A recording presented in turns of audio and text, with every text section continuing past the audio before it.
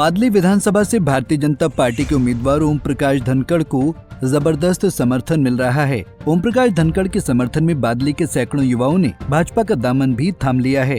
वहीं कांग्रेस उम्मीदवार कुलदीप वत्स के गांव सुरेती के लोगों ने बैठक कर भाजपा को भारी मतों से जिताने की बात कही है। बैठक में ओम प्रकाश धनखड़ की बेटी आदित्य धनखड़ ने भी शिरकत की। बता दें कि ये बैठक ब्राह्मण समाज के मजबूत नेता मुकेश शर्मा ने आयोजित की थी। वहीं आदित्य धनखड़ ने कहा कि लोगों के समर्थन से हमें मजबूती मिली है और जीत भी निश्चित तौर पर हमारी होगी। देखिए जी, दिन पर दिन प्यार लोगों का बादली हल्के का, क्योंकि पूरा बादली हल्का मेरा परिवार है, दिन पर दिन बढ़ता जा रहा है। और जो पिछले 5 साल का नुकसान, जो पिछले 5 साल में जो काम नहीं हुए, जो पिछले 5 साल का जो रोष है, उन लोगों से दुखी होकर परेशान होकर अब भारतीय जनता पार्टी में जुड़ते जा रहे हैं दिन पर दिन। और दिन पर दिन ओम प्रकाश धनखड़ जी के सहयोग समर्थन में लोग आ रहे हैं। आज सुरेती गाँव में भी मुकेश शर्मा जी हमारे अंकल जी आए हैं और पूरा गाँव में पूरा उत्साह और प्यार है। लोगों ने देख लिया जो पिछले जो गलती हुई थी, हल्का पीछे गया था, उस गलती को सुधारेंगे और इस बार भारतीय जनता पार्टी के कैंडिडेट को चौधरी ओम प्रकाश धनखड़ जी को भारी मतों से इस बार बादली से जिताने का काम करेंगे। कहीं मजबूती मिली है? बिल्कुल मजबूती मिली है जी।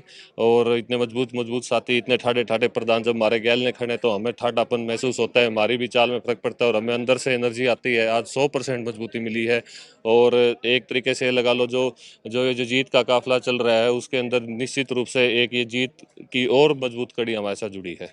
कुछ चीजें पाइपलाइन में हैं जिन चीजों को सबसे पहले किया जाएगा? बिल्कुल, देखिए काफ़ी इलाके में क्षेत्र में घूम रहे हैं, एरिया के में क्षेत्र के लिए, जैसे बताया हमारे अंकल जी ने भी कि पूरा इलाका जो सरदारी है, सारा क्षेत्र हमारा तो कृषि पे निर्धारित क्षेत्र है।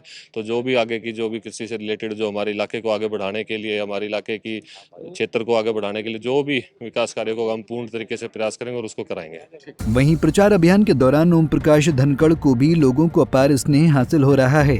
गाँव में उमड़ रही भीड़ इस बार धनखड़ के पक्ष में माहौल बना रही है। गांव में ऐसा माहौल है कि चुनावी सभा के बाद गांव वालों में ओपी धनखड़ को अपने घर ले जाकर दूध पिलाने की होड़ मच गई। वहीं धनखड़ ने भी सभी का मान रखते हुए सबके साथ उनकी भावनाएं साझा की। प्रगति के लिए, बिना खर्ची पर्ची नौकरी के लिए, किसानों की MSP पर खरीद के लिए, अग्निवीरों को लगातार नौकरी के लिए जो है भारतीय जनता पार्टी को विजयी बनाए। महिलाओं को 2100 रुपये के लिए, महिला चौपाड़ के लिए, कॉलेज जाने वाली बेटियों के लिए स्कूटी के लिए, सब उन्होंने जो प्रमुख हमने घोषणा पत्र बातें कही हैं, सब प्रधानमंत्री जी ने उनको भी साथ साथ कहा।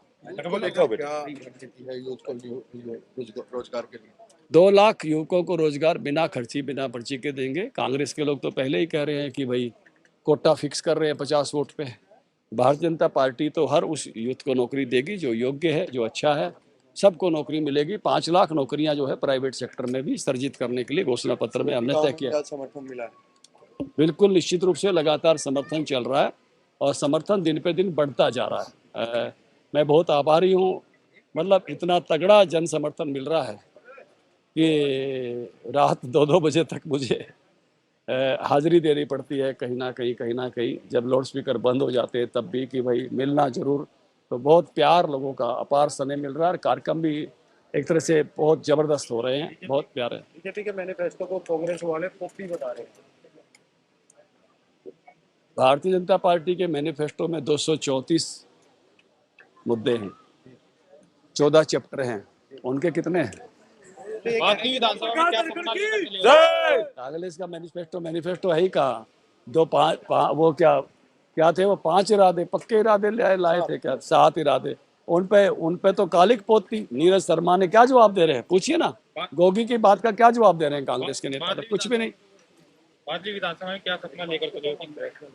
बादली एक भविष्य का विकसित होने वाला क्षेत्र है और यहाँ क्षेत्र विकसित होगा।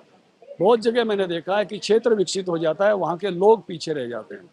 कुछ चीजें नई बिल्डिंगें दिखाई देती हैं, नए फ्लाईओवर दिखाई देते हैं, नए ऑफिस आ जाते हैं, चमकीली बिल्डिंगें आ जाती हैं, लेकिन हम वहाँ जाते हैं, उस गांव को ढूंढते हैं कि जो गांव बसता था वो कहाँ है, उसके लोग कहाँ हैं।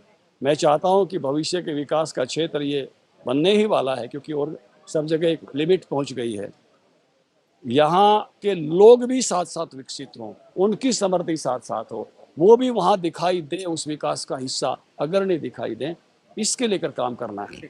बता दें कि बादली विधानसभा से ओम प्रकाश धनखड़ का ये तीसरा चुनाव है। साल 2014 में उन्होंने यहाँ से बड़ी जीत हासिल की थी और अब 2024 में फिर से जीत हासिल करने के लिए जी तोड़ मेहनत कर रहे हैं। बादली से प्रवीण कुमार धनखड़, पंजाब केसरी टीवी। हमसे जुड़े रहने के लिए हमारे YouTube चैनल को सब्सक्राइब करें और नई वीडियो की नोटिफिकेशन के लिए बेल आइकॉन को दबाएं। अगर आप ये वीडियो Facebook पर देख रहे हैं तो लाइक जरूर करें और ज्यादा से ज्यादा शेयर करें। धन्यवाद।